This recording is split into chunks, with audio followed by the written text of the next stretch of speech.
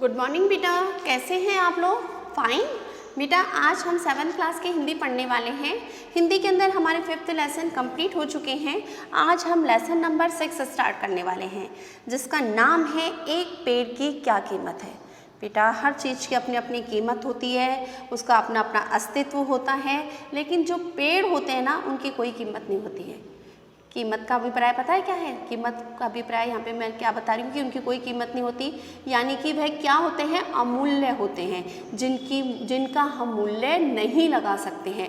वे हमें इतना कुछ देते हैं, इतना कुछ देते हैं कि हम ताउम्र उनके एहसानों के बोझ के तले दबे रहते हैं और बदले में वे हमसे कुछ भी नहीं चाहते हैं।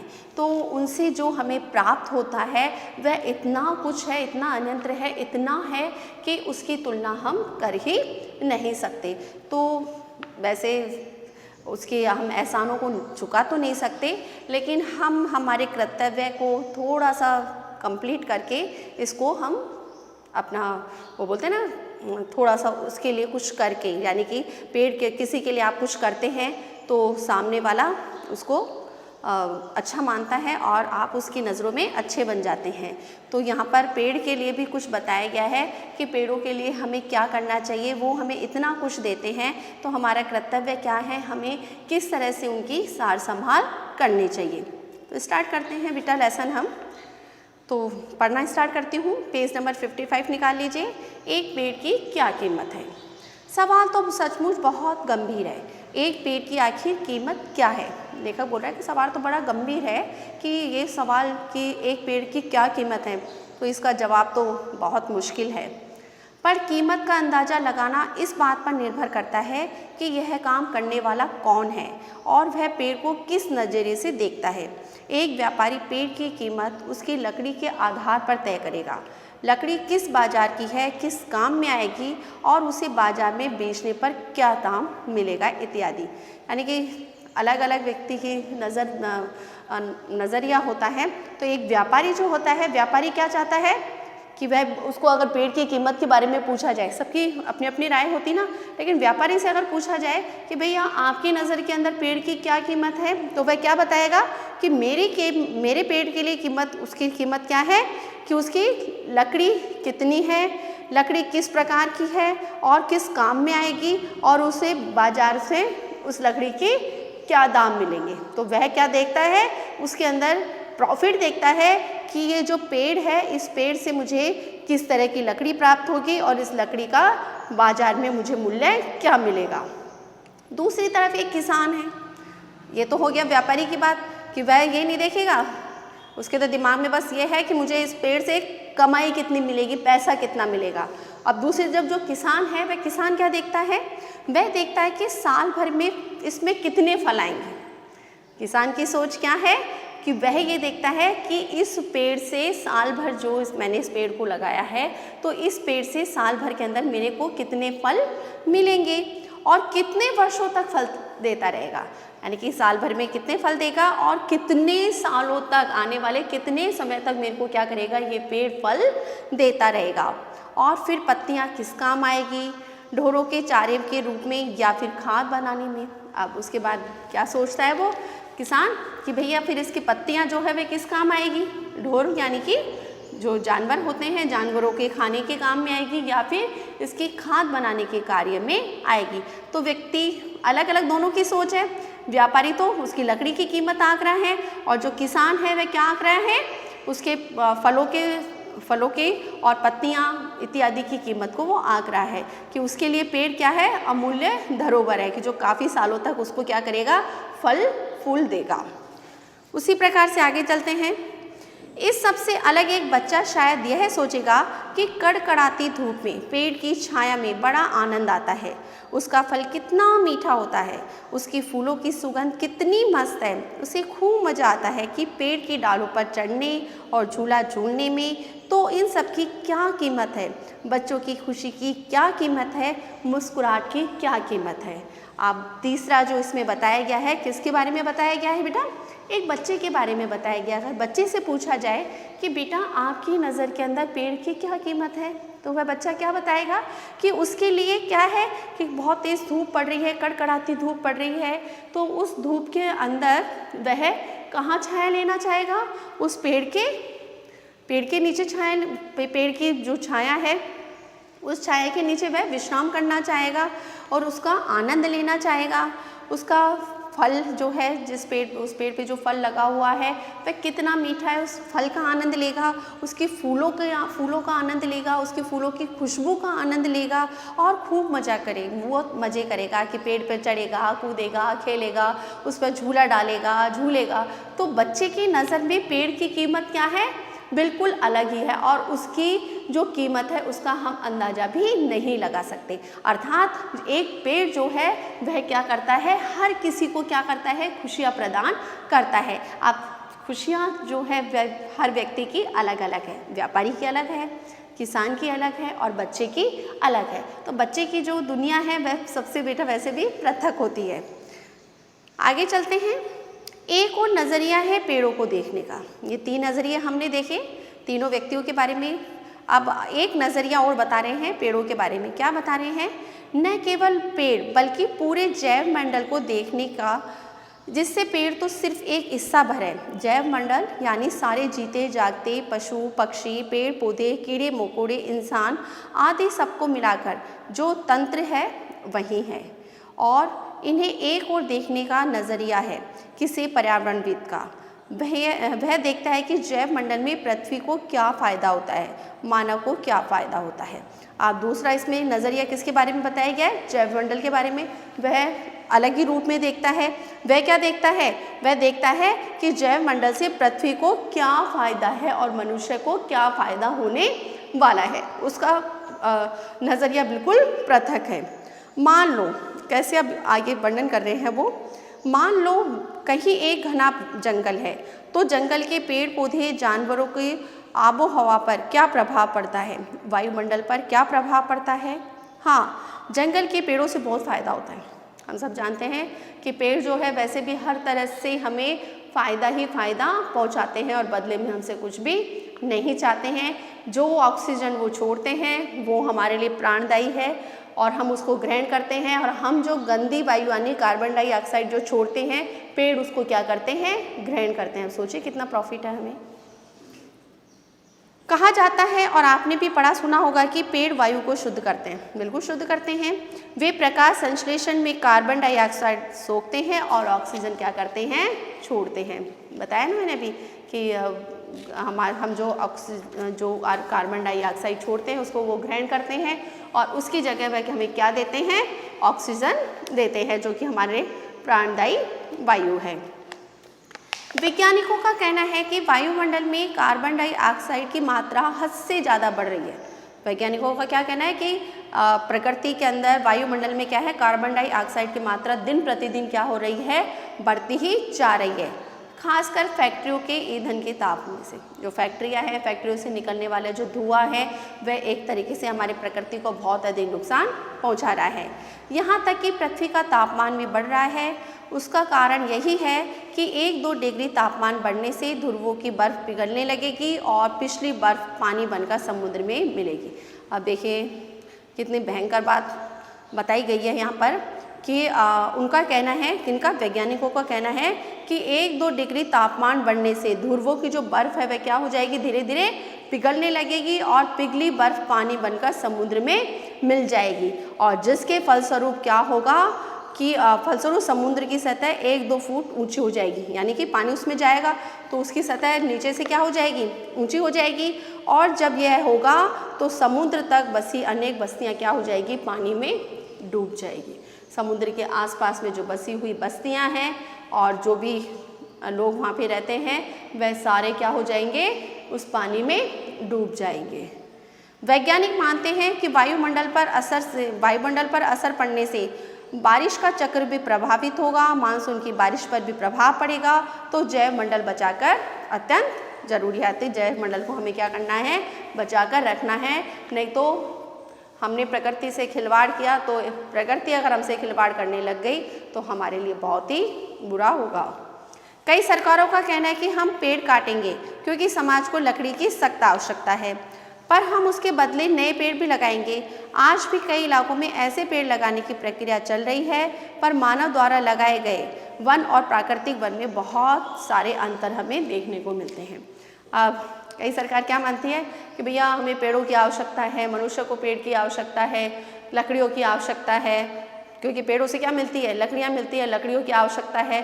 तो उसके बदले में हम क्या करेंगे, एक पेड़ काटेंगे तो उसकी जगह दूसरा पेड़ लगाएंगे। लेकिन एक तो आप जो बनी बनाई चीज़ है उसको तोड़ो और फिर नई लगाओगे तो उसमें काफ़ी समय लगेगा। तो उसी के लिए इसमें बताया गया है कि मानव के द्वारा लगाए हुए जो वन होते हैं उसकी बात अलग होती है, और जंगल में जो वन है यानी कि जंगल के जो पेड़ हैं उनकी बात बिल्कुल पृथक है। दोनों में बहुत अधिक अंतर होता है।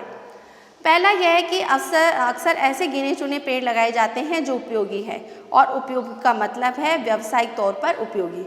अब व्यक्ति तो बड़ा स्वार्थी है, और जब भी पेड़ पौधे लगाएगा तो अपना कोई भी कार्य करेगा वो अपना स्वार्थ देखेगा, और मनुष्य जो है जब भी वो पेड़ लगाएगा तो पेड़ के लिए भी वो अपना व्यवसाय, अपना पैसे के बारे में सोचेगा, और वह यही सोचेगा कि कोई मैं ऐसा पेड़ लगाऊं जिससे मेरे को क्या हो जाए, आमदनी हो। वे पेड़ जिसने आमदनी हो सके, और गिने चुने किस्म के पेड़ लगाने से वह प्राकृतिक जैव मंडल पर प्राकृतवास तो वापस नहीं ला सकता। जो नष्ट किया गया है उसमें जो जानवर होंगे, जो कीड़े मकोड़े होंगे, सो अलग। अब पेड़ को आपने काट दिया तो क्या होगा, उस पर बसने वाले जो पक्षी हैं उनका बसेरा उड़ जाएगा। कीट रहते हैं पेड़ों में, कितने लोगों का बसेरा होता है, तो उनका भी घर क्या हो जाता है, उजड़ जाता है। इसके अलावा बहुत सारी चीज़ों का हमें नुकसान या खामजमा भुगतना पड़ता है। तो एक पेड़ काटना क्या है, बहुत बड़ा पाप माना गया है एक तरीके से। हाल ही में इंग्लैंड व संयुक्त राज्य अमेरिका के कुछ वैज्ञानिकों ने प्राकृतिक और मानव द्वारा निर्मित प्राकृतवास की तुलना की है। उसने अपने शोध कार्य के दौरान, शोध कार्य जानते हैं ना, कोई भी शोध किया जाता है, कोई भी शोध के से संबंधित कार्य किए जाते हैं, कोई भी नए आविष्कार जिसमें किया जाता है। उन्होंने यह हिसाब भी लगाया कि प्राकृतिक और मानव रचित जैव मंडल का मूल्य क्या है, वन्य स्थलों के संरक्षण से हमें कितने रुपए का लाभ होता है। उनका कहना है कि जैव मंडल के विनाश का सालाना नुकसान लगभग 250 बिलियन अर्थात 125 अरब होता है। कितना होता है, 125 अरब। सोचिए कितनी बड़ी बात है, क्योंकि जैव मंडल के विनाश का सालाना नुकसान कितना होता है, 250 बिलियन, जो कि कितना है हमारे यहाँ पे माना जाए तो 125 अरब। सोचिए कितने करोड़ों अरबों का नुकसान है।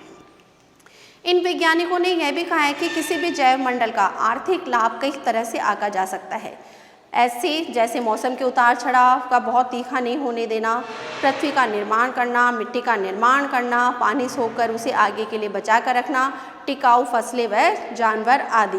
पर इन लाभों का मूल्य लगाना आसान नहीं है, क्योंकि पेड़ों द्वारा दी जाने वाली उन सभी ऐसी ही दूसरी कई सेवाओं की बिक्री नहीं हो सकती, जैसे कि व्यापार में होती है। उसके बाद में बताया गया है कि जो है कई चीज़ें ऐसी होती हैं जिसकी मूल्य या जिसकी कीमत हम नहीं आंक सकते, जैसे कि इसमें बताया गया है जो जैव मंडल है, जैव मंडल से हमें बहुत सारी चीज़ों उसका लाभ होता है, जैसे कि मौसम के उतार चढ़ाव को बहुत तीखा होने देना, मिट्टी का निर्माण करना, पानी सोखना, उसे आगे के लिए बचा कर रखना, टिकाऊ फसलें और जानवर आदि जो है वह जैव मंडल हमारे लिए क्या है, आर्थिक रूप से हमारे लिए लाभदायक बताया गया है। इसके लिए कई अलग अलग तरीके अपनाए जाते हैं, जैसे कि अगर कोई प्राकृतिक जंगल या प्राकृतवास नष्ट हो गया है तो उसकी जगह नई प्राकृतवास को स्थापित करने में क्या कीमत चुकानी पड़ेगी, या लोग उस प्राकृतवास के लिए कितना पैसा खर्च करने के लिए तैयार है। वैज्ञानिकों ने 5 परिवर्तित जैव मंडल का अध्ययन किया है। अब इसके अंदर बताया गया है कि वैज्ञानिक जो है उन्होंने क्या किया है कि 5 प्रकार से जैव मंडलों का अध्ययन किया है। वो 5 प्रकार कौन कौन से हैं, पढ़ लेते हैं। पहला है मलेशिया का उष्णकटिबंधीय वन, जिसके सारे पेड़ क्या है, व्यावसायिक कारणों से कट चुके हैं। पहला कौन सा बताया गया है वहाँ पर कि जहाँ पर कि मलेशिया का उष्णकटिबंधीय वन है, जिसके सारे पेड़ जो है वह व्यावसायिक कारणों से, यानी कि अपने व्यवसाय के कारण लोगों ने क्या कर दिए हैं, काट दिए हैं। दूसरा है छोटे किसानों व व्यवसायी बागानों हेतु कट चुका कैमरून का उष्णकटिबंधीय वन। दूसरा वो व्यावसायिक बागनों के कारण से भी इस वन को काट दिया गया। तीसरा है थाईलैंड का एक दलदलीय जंगल जो झींगा उत्पाद के परिवर्तित किया गया है। थाईलैंड का एक स्थान है जिसका नाम है मैंग्रोव क्षेत्र, जो झींगा उत्पादन के लिए क्या कर दिया गया है, उसको परिवर्तित कर दिया गया है। चौथा है कनाडा का एक दलदली क्षेत्र जो खेती के लिए सुखाया गया है। कनाडा का एक क्षेत्र है जो दलदली जो होता है ना दलदल, उसका क्षेत्र बताया गया है जो कि काई के लिए सुखाया गया है। उस स्थान को यहाँ पर क्या की जाएगी, खेती की जाएगी। लास्ट है फिलीपींस का एक मूंगा क्षेत्र जो मछली पकड़ने के लिए बारूद से उड़ाया गया था।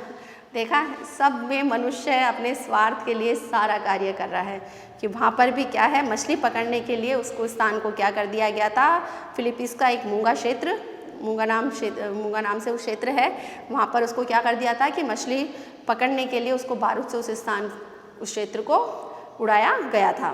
उनका कहना है कि इस तरह के बदलाव से हमें जैव मंडल का आर्थिक मूल्य करीबन 14% तो कहीं 75% तक घट जाता है, यानी औसतन 45 से 50%।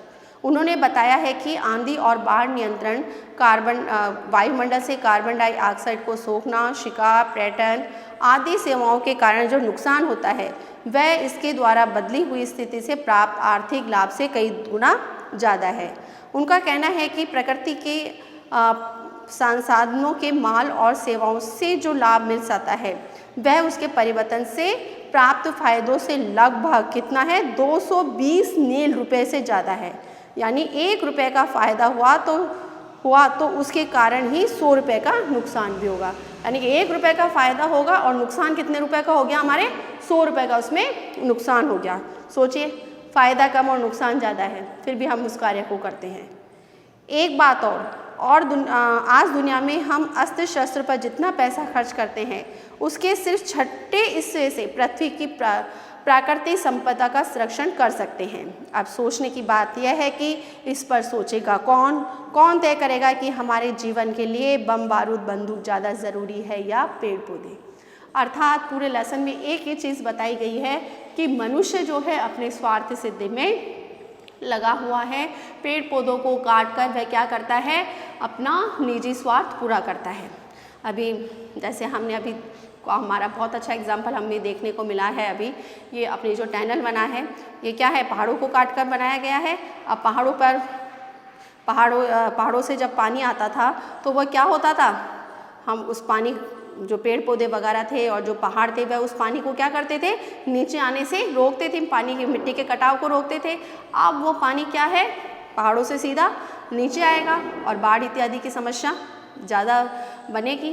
तो हम क्या करते हैं कि हमारे थोड़े से स्वार्थ के लिए, टनल अब नहीं भी बनता तो हमारा काम चल रहा था, लेकिन हम अपने वैज्ञानिकों ने उन्नति कर ली कि भाई ये कार्य ऐसे करें तो ऐसा हमें मनुष्य को लाभ हो जाएगा, लेकिन उस लाभ को, थोड़े से लाभ के लिए हम क्या कर रहे हैं, प्रकृति से खिलवाड़ कर रहे हैं। हम पेड़ पौधों को काट रहे हैं, इन चीज़ों को काट रहे हैं जो कि हमारे लिए क्या है, हानिकारक है। तो इसमें इन सभी चीज़ों के लिए बताया गया है कि हमारे लिए फ़ायदा किस में है, हमें बम बारूद इत्यादि से फ़ायदा है या पेड़ पौधे लगाने से फ़ायदा है, ये हमें खुद को तय करना है। बम बारूद और ये बनाना, ये नई नई वैज्ञानिक उपलब्धियां हासिल करना, वो सारी चीज़ें अलग चीज़ है, लेकिन उसके लिए हमें पेड़ पौधों को नहीं काटना चाहिए। ज़्यादा से ज़्यादा हमें क्या करना चाहिए, पेड़ पौधों को लगाना चाहिए, जिससे कि हमारी जो प्रकृति में क्या बना रहे, संतुलन बना रहे। ओके बेटा, छोटा सा लेसन था। ये लेसन सिर्फ आपके पढ़ने के दृष्टिकोण से है, आपके इस लेसन का क्वेश्चन आंसर वगैरह नहीं दे रखे हैं, तो लेसन आपके कंप्लीट हो चुका है ये। इसके अंदर सिर्फ आपको समझना है कि पेड़ किस तरह से हमें फ़ायदा देते हैं। अब आपको जो इसके क्वेश्चन आंसर है, क्वेश्चन आंसर इसमें दे नहीं रखे हैं, लेकिन आपको एक क्वेश्चन करना है, आपको बताना है कि पेड़ों से हमें क्या क्या लाभ है। ये क्वेश्चन आपको करना है अपनी स्वयं की इच्छा से। Good day, goodbye, take care.